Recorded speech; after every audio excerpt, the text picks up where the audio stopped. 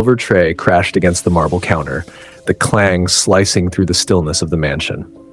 Leonard King looked up from his tablet, startled. The maid, who had always moved like silence itself, stood rigid, her chest rising and falling as though she had sprinted a mile. "Mr. King," Amara said, her voice trembling but firm, "I am resigning, effective this moment." He blinked once, then twice, disbelief hardening into pride. "Resigning? Because I asked you to redo the breakfast table?" "Because you have mistaken obedience for blindness," she replied. Her hands trembled, but she refused to hide them. "I have endured insults, long hours, endless corrections, yet you never once said thank you." Leonard leaned back in his chair, a faint, mocking smile on his lips.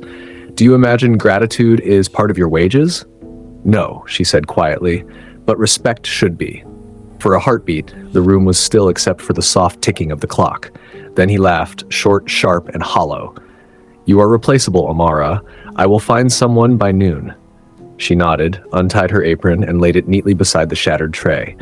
"Perhaps," she said, "but you will not find someone who cares." The front door closed behind her. The echo traveled through the house like a ghost. Leonard exhaled slowly. "Foolish girl," he murmured, returning to his tablet, yet the words on the screen blurred. Hours later, another maid arrived, recommended by his manager. She smiled too much, spoke too loudly, and left within 2 days. The next broke a priceless vase. The third cried after a single reprimand. Within a week, Leonard's mansion had lost its rhythm. Meals arrived late, shirts went unpressed, files misplaced. His irritation grew until it turned inward. Each mistake reminded him of the quiet precision with which Amara had once moved. At breakfast, he poured his own coffee and burned his hand. The scald jolted him, not from pain but from memory. She would have cooled it first. He shook his head and laughed at himself. "Sentimentality does not suit you, Leonard." Yet that night, when he returned from work, the silence in the house felt heavier than usual. He caught himself glancing toward the kitchen door, expecting to see her shadow. It never came. 2 weeks passed. Across town, Amara stood behind the counter of a small bakery, her hands dusted with flour. The scent of fresh bread softened her mood, yet each time the doorbell chimed, she half expected him to appear. He never did. Her friend and co-worker, Ada, nudged her. "You're staring at the door again." Amara smiled faintly. "Habit, I suppose." "Habit or heart?" Ada teased. Amara did not answer. She turned back to kneading dough, pressing out the ache in her chest with every push. One evening, as rain whispered against the bakery windows, she saw a familiar car glide past, a sleek black sedan. Her breath caught, but the car did not stop. Meanwhile, Leonard sat alone in his office, surrounded by unfinished reports. He rubbed his temples. His board had noticed his distraction. His assistant had commented on his irritability. He dismissed them all. Late that night, he found himself scrolling through old security footage. Pointless, he told himself, until he paused on a frame. Amara setting his breakfast, arranging the cutlery symmetrically, a faint smile on her face. The sight unsettled him.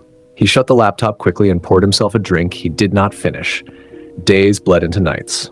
One morning, while leaving for a meeting, dizziness struck.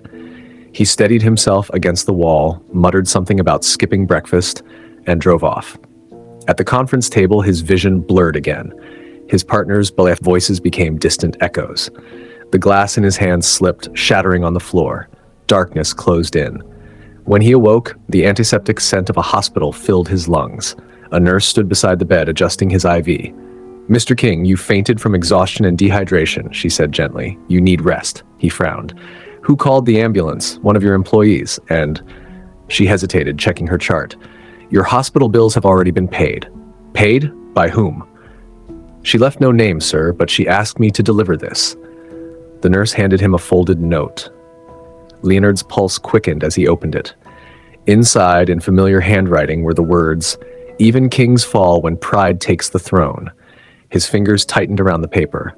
The words echoed through his mind, dragging with them the image of Amara's steady eyes. He remembered when she had said it months ago, laughing softly as she dusted the library shelves. Leonard stared at the ceiling. "You paid for this, didn't you?" he whispered to the air. "Why?" He spent the night in silence, staring at that note as though it might answer. Morning came. He checked himself out against the doctor's advice and drove aimlessly through the city until the scent of warm bread drifted through his open window. He parked. There, behind the bakery counter, stood Amara, hair tied back, smile gentle, sunlight spilling across her face. She looked peaceful, happier. Leonard stepped inside, each stride measured. She looked up and froze. The bell above the door jingled once, then fell quiet. "Mr. King," she breathed. He removed his sunglasses slowly. "So it was you." She wiped her hands on her apron. "You should not be driving. The nurse said you were unwell." He almost smiled. "You still give orders. And you still refuse to listen," she replied. They stood facing each other, two people who had shared the same silence for years, now strangers in the light of morning. Leonard finally said, "Thank you for the hospital." She shook her head. "You owe me nothing. I owe you everything I refused to appreciate." The words left him before pride could stop them. For the first time, Amara saw uncertainty in his eyes. A customer entered, breaking the moment. She turned away to serve them, her hands trembling slightly. Leonard left without another word, the bell chiming softly behind him. Outside, he paused, inhaling the warm scent of bread and memory. He looked back once, but she was already laughing with the next customer, like someone who had learned to live again. He whispered, "Then I will learn too." He returned to his car and drove away, the note still folded in his pocket. The following week, Leonard found himself parking near the same bakery again. He told himself it was coincidence. Business nearby, a quick coffee, nothing more. But even he knew he was lying. He entered just as the morning rush was thinning. Amara stood arranging pastries in a glass case, humming softly under her breath. She noticed him instantly, though she pretended not to. "Good morning," he said, his voice lower than he intended. "Good morning, Mr. King," she replied, polite, distant. "What would you like today?" He hesitated. "Whatever you recommend." She nodded, packed a croissant and handed it to him. "That will be $3.50. He paid, their fingers brushing briefly. The contact startled them both. "Your work here," he said carefully. "It suits you." "I find peace in simple things," she replied. He lingered, searching her face for a trace of the warmth that had once filled his mansion. "Amara, Mr. King," she interrupted gently. "This counter is for customers. If you wish to talk, please wait until I'm off duty." He swallowed his pride and nodded. "Then I'll wait." An hour later, as she closed the shop, she found him still outside, leaning against his car. She sighed. "You really have nothing else to do?" "Apparently not," he said with a faint smile. "It seems you were right. I can do nothing properly on my own." She crossed her arms. "And what lesson did that teach you?" "That pride makes a poor companion," he said quietly. The honesty in his tone disarmed her. She studied him for a moment, then gestured toward a nearby bench. 5 minutes, that's all." They sat. The evening air smelled faintly of rain. "I was wrong to treat you the way I did," he began. "You were loyal, patient, and I repaid that with arrogance." Amara looked at him steadily. "It wasn't arrogance that hurt me, sir. It was your indifference. You saw everyone as replaceable. That is a lonely way to live." He nodded slowly. "It is lonelier than I ever imagined." Silence stretched between them. People passed, cars hummed, life moved on. Finally, she said, "Why come back now?" "Because no one else stayed long enough to care whether I lived or not," he admitted. "You did. Even when you left, you still cared." Her throat tightened. "I only paid your bill because it was the right thing to do. And that," he said, "is exactly why I cannot forget you." Her heart faltered. She looked away, watching the streetlights flicker on. "Do not say things you do not mean, Mr. King. I have said too many things I did not mean. This will not be one of them." The weight of his words lingered. Amara rose abruptly. "I should go. It's getting late." He stood too. "May I walk you home?" "That will not be necessary." He did not insist, but as she crossed the street, he watched until she disappeared around the corner. That night, Amara lay awake, her mind replaying every word. She wanted to forget him, his voice, his eyes, the sincerity that had not been there before, but her heart refused obedience. The next morning, Leonard called his manager. "I'm taking a leave of absence," he said curtly. "Indefinite." He spent his days trying to cook, to clean, to fill the emptiness of his mansion. Yet every effort reminded him of her, how she folded his shirts, how she left fresh flowers on the table without being asked. One evening, he found himself standing outside her small apartment. He had no plan, no speech prepared. He simply wanted to see her face again. When she opened the door, surprise flashed across her features. "Mr. King?"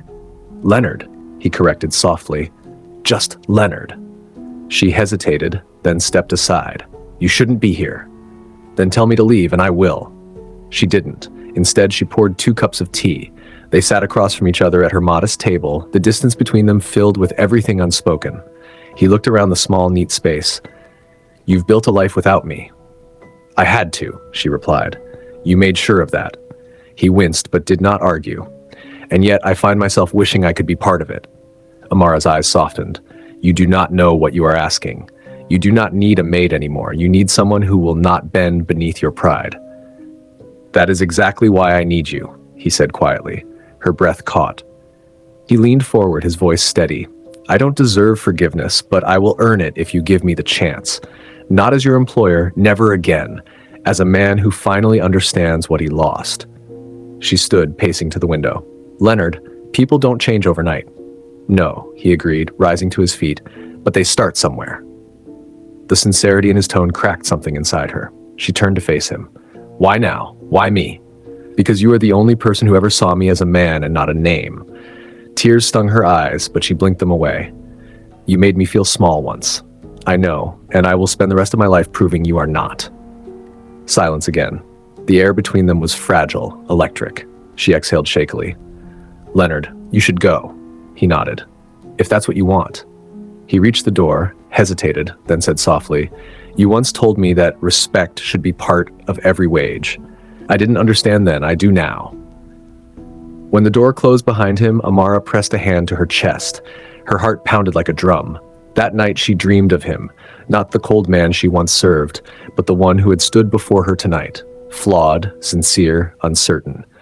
And in his mansion, Leonard stood by the window, staring at the city lights. For the first time in years, he felt something unfamiliar, hope. He whispered into the empty room, Tomorrow, I'll start again. This turned into weeks, and yet neither of them could stay completely away. Leonard began visiting the bakery every morning. He said it was for coffee, but Amara knew better. He never stayed long, just enough to exchange polite greetings, to catch her eyes for a fleeting second before leaving. At first, she ignored him. Then, one morning, he came with a bouquet, not of roses, but of fresh lilies, her favorite. She had never told him that, yet somehow he knew. She frowned. You're buying my silence now? He smiled faintly. Your silence is already priceless. I only came to say good morning. She looked away, fighting the smile tugging at her lips.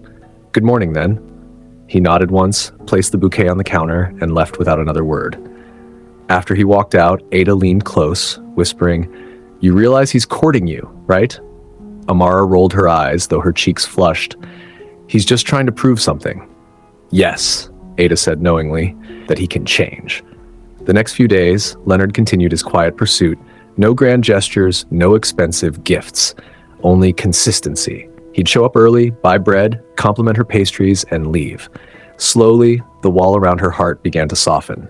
Then one rainy afternoon, as she closed the bakery, thunder cracked overhead and the power went out. The doorbell jingled, a familiar silhouette filled the doorway. Leonard? She asked, startled. The shop is closed. He stepped in, rainwater dripping from his coat. I know. I just needed to see you. She sighed. You'll catch a cold. Better that than lose my chance to say this. Something in his voice made her pause. He took a slow step forward. Amara, I built an empire and called it strength, but it was you who carried its weight every day. You were the quiet that steadied me. Her heart clenched. Leonard, please don't. No, he interrupted softly. You deserve to hear this. When you left, I realized I had no idea how to live like a human being. I only knew how to command. Rain pattered harder against the glass. She stood frozen, caught between pride and pain. He reached into his coat and pulled out the old note, the one she left at the hospital. This, he said, unfolding it, became my mirror. Every morning I read it until I started seeing the man you described. Her eyes glistened. Why tell me now? Because I'm done pretending I can do without you. The words hung in the air like thunder after lightning. Amara turned away, gripping the counter to steady herself. You hurt me, Leonard. You made me doubt my worth. I know, he said, voice breaking. And if you never forgive me, I will understand. But please don't doubt your worth anymore. You taught me what value truly means.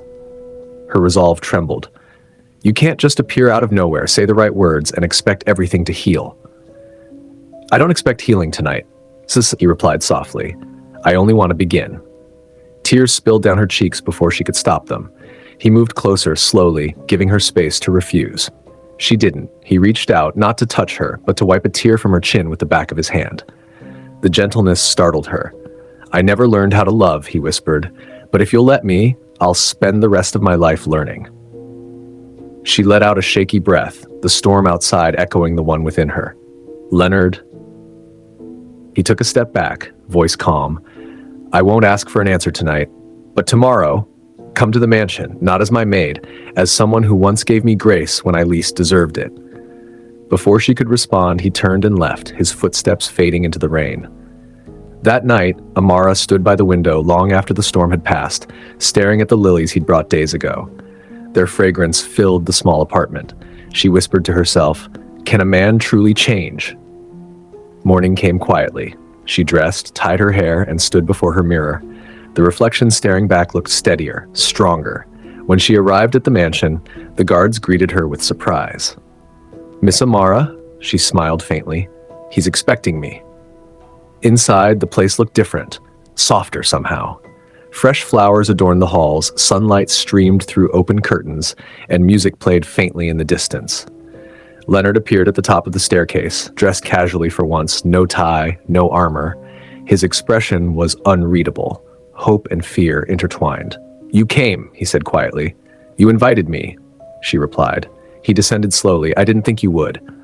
"I almost didn't," she admitted. "But curiosity won," he smiled. "Then I'll make sure it's worth your time." He led her into the living room. On the table lay a simple envelope.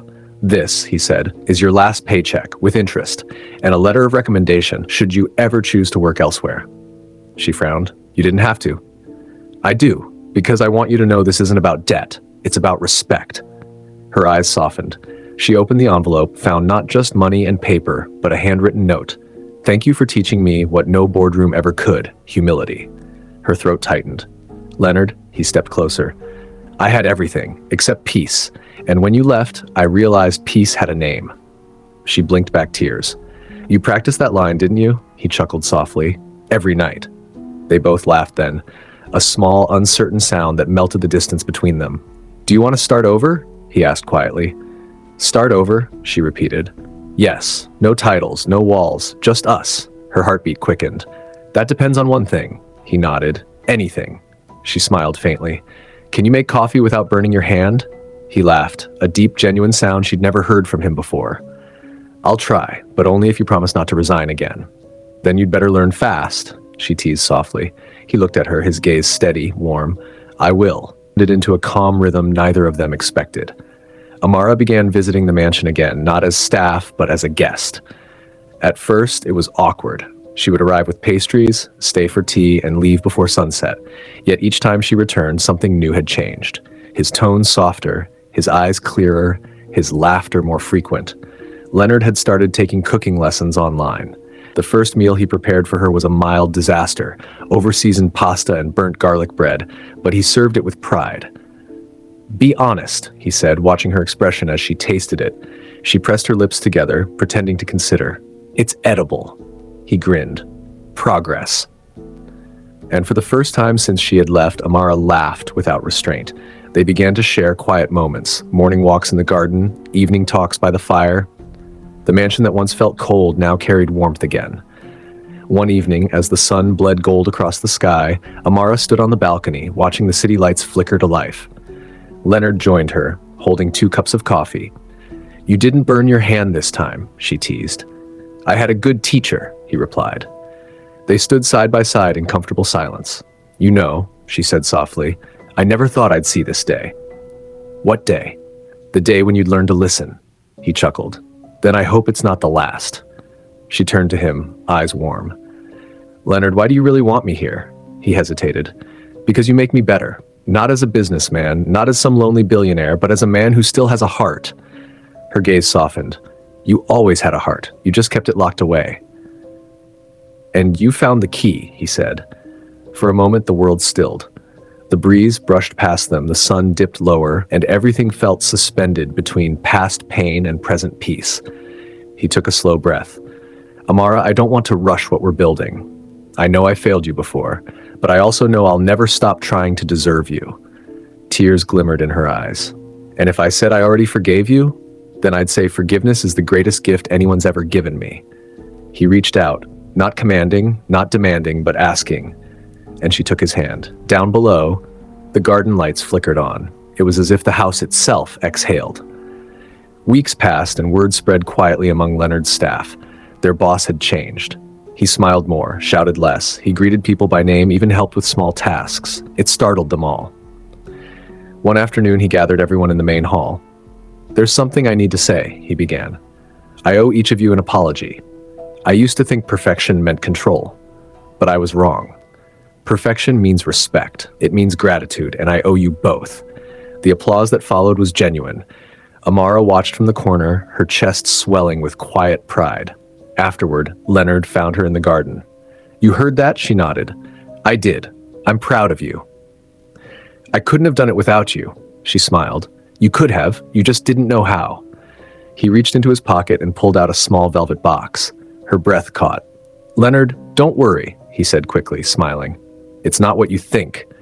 He opened it to reveal a delicate silver bracelet engraved with a single word, respect. "It's a reminder," he said softly, "of where we began and what we almost lost." Her fingers trembled as she took it. "It's beautiful. Not as beautiful as the woman who taught me its meaning." She laughed lightly, fastening it around her wrist. "You've become quite the poet. Only because you gave me something worth writing about." Silence fell again, gentle, full. Then, almost without realizing it, she leaned into him. He wrapped his arms around her, and for the first time, their world felt right. The moment lingered, two souls who had collided, broken, and rebuilt together. Later that evening, they stood by the fireplace. She traced her fingers along the edges of old photos displayed on the mantel. "You've changed so much," she murmured. "Pain is an effective teacher," he said. "And love?" she asked. He smiled faintly. "Love is the graduation." She turned to face him. "Then I think you've passed." He took a step closer, his voice low, "Only because you stayed long enough to see it." They stood there, inches apart, the firelight painting gold across their faces. Then gently he kissed her, a slow, reverent kiss, as though afraid she might vanish if he rushed. When they parted, she whispered, "Does this mean I'm rehired?" He laughed softly. "You were never fired from my heart."